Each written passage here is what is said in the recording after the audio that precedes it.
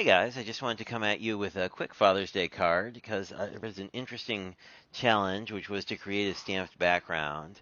So I started out with this little die cut piece.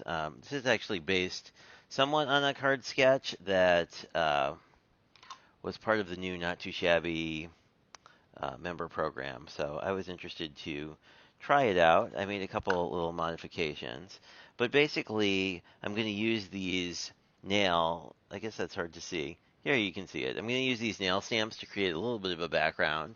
I'm working with this Kat Scrappiness Father's Day stamp set that has some really cool multi-layered tools, both screwdrivers and um, hammers. I did one of the multi-layer hammers. I did kind of mess up fussy cutting this, so I'm not sure exactly what I'll do with it, but I'm probably going to put it somewhere so you can't like obviously tell that I messed it up. But basically, we've got a little. Gonna just put down a few of these, and I don't usually just sort of freehand stamp, but I feel like this particular setup here sort of lends itself to it. And I think I'll do one more here. There we go. And then maybe offset them in the middle. These aren't like, kind of like that as sort of a pattern. It's fairly abstract, but I think once the rest of the card is here, you'll sort of get the idea. Let me just wipe this off quick and put it to the side and show you the other stuff that I think we can work with here. I cut a 2¼ inch circle and used the Happy Father's Day sentiment. This is in the same gray as the nails. This is Twilight by Catherine Pooler, which was sort of her original gray.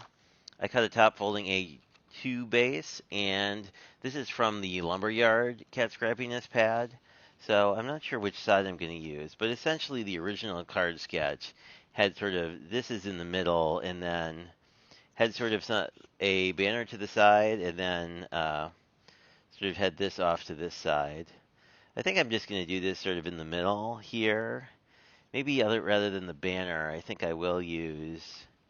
I'm going to tape all this down, I think, but I think I'll do something like this to use this as sort of the focal point. Because I kind of like that, because it sort of matches the wood here. But anyway, this is a super easy card to pull together, obviously, because all you really need is to drop things off your desk, because you have too many things on your desk. But anyway, that aside, all you really need is some tape runner. There goes mine. I always feel like these Scotch ATG tape guns, like when I don't use mine for a couple days, it definitely dries out.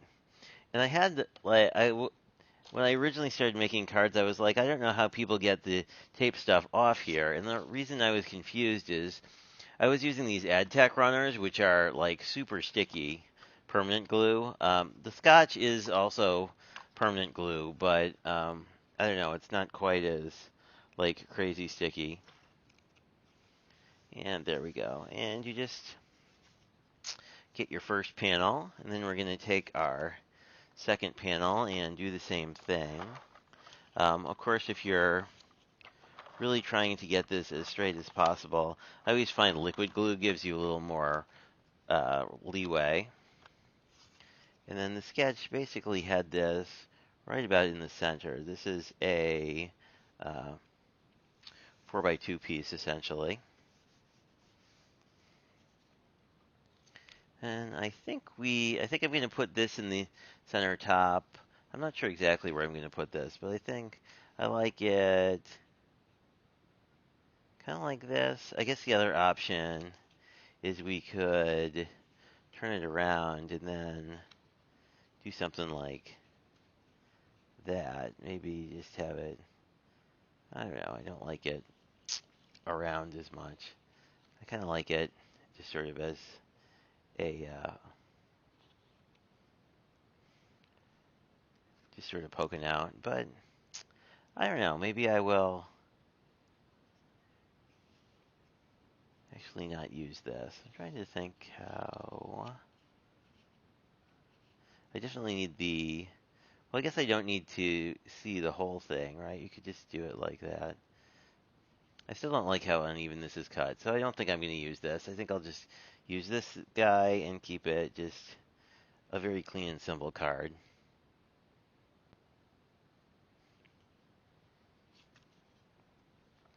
And maybe I'll come back and I don't know. I'm thinking I may redo um, the hammer or think about it a little bit more to see if there's a different way I want to do this. Because I think that I like the idea of this card, but I think that the colors here are I don't know. I think I'm gonna let this guy sit and think about it. I like the simplicity of this a lot, um, but I do feel like it's kind of lacking a focal element. So I may see if there's something else that might work well as just a focal element on this one.